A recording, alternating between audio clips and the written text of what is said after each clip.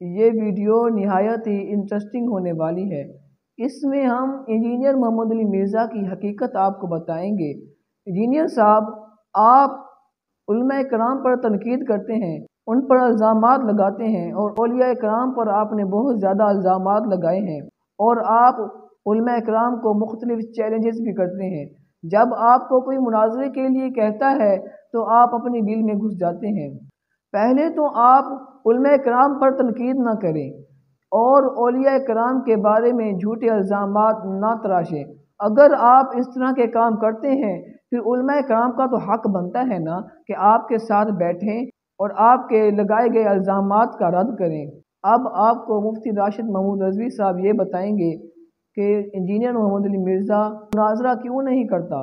اس کی وجہ آپ کو مفتی راشد محمود رضوی صاحب بتائیں گے۔ آج بھی جو کٹر بریلوی ہیں ان کے سامنے نہ ڈاکٹر اسرار صاحب بیٹھ سکتے ہیں علمی دلائل میں، نہ ڈاکٹر فرحت ہاشمی بیٹھ سکتی ہیں۔ یہ میں آپ کو، کیونکہ ان بچاروں کو پتہ ہی نہیں ہے، نہ ڈاکٹر ذاکر نائک بیٹھ سکتا ہے۔ مرزا جلمی اس لیے مناظرہ میں نہیں آتا کہ اس کو پتہ ہے کہ علمی میدان میں مرزا جلمی اہل سنت و جماعت بریلویوں کے مقابلے میں بیٹھنے کی طاقت نہیں رکھتا۔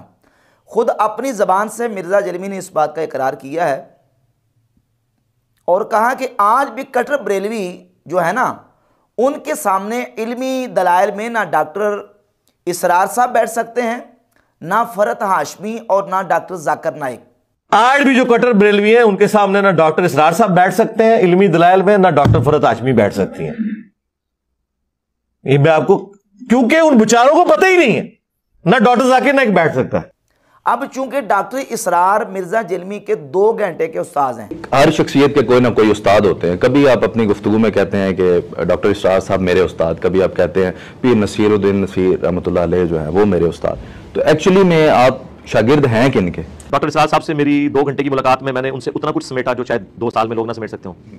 اس کا ثبوت یہ کہ آپ ہمارا پبلک سیشن کوئی دیکھ لیں، آپ ایک سیشن میں اتنا کچھ حاصل کرتے ہیں جو آپ نے پوری زندگی میں دین کا نالج نہیں حاصل کیا ہوتا۔ جب مرزا جلمی کا استاذ علمی میدان میں اہل سنت و جماعت بریلویوں کے مقابلے میں نہیں بیٹھ سکتا تو مرزا جلمی تو پھر کوئی شائی نہیں ہے۔ مرزا جلمی کوئی شے نہیں ہے، خود اپنی زبان سے اقرار کر رہا ہے۔ اچھا، پھر یہ کہتا ہے کہ وہ لا کے جب دلائل رکھیں گے نا، ان بیچاروں کو تو پتہ ہی نہیں ہوگا۔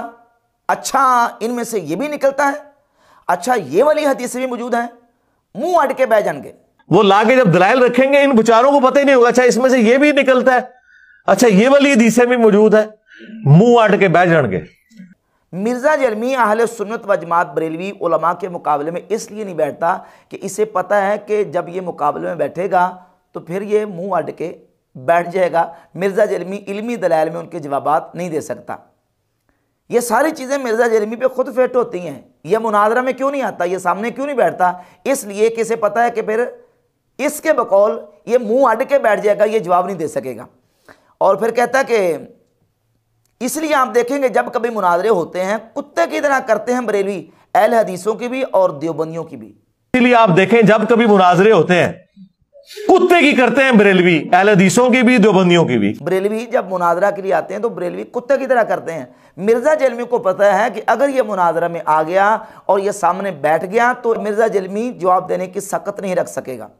پھر یہ کہتا ہے جب بریلوی مناظرہ کرتے ہیں تو دیکھیں نا، آپ مناظرے دیکھیں، اس میں مناظرہ میں چھائے ہوتے ہیں۔ آپ مناظرے کا بھی دیکھیں، آپ کو لگے گا یار چھائے ہوئے نے۔ تو مرزا جلمی اس لیے مناظرہ میں نہیں آتا، اسے پتہ ہے کہ مرزا جلمی کو بہت زیادہ شرمندگی اٹھانی پڑے گی اور اللہ کے فضل و کرم سے بریلوی اس کے اوپر چھا جائیں گے۔ مرزا جلمی ان کے جوابات نہیں دے سکتا۔ آخر میں صرف اتنا کہنا چاہوں گا، علم تا انجینئر کو لے ہے ہی کوئی نہیں، انجینئر مرزا تے شے ہی کوئی نہیں۔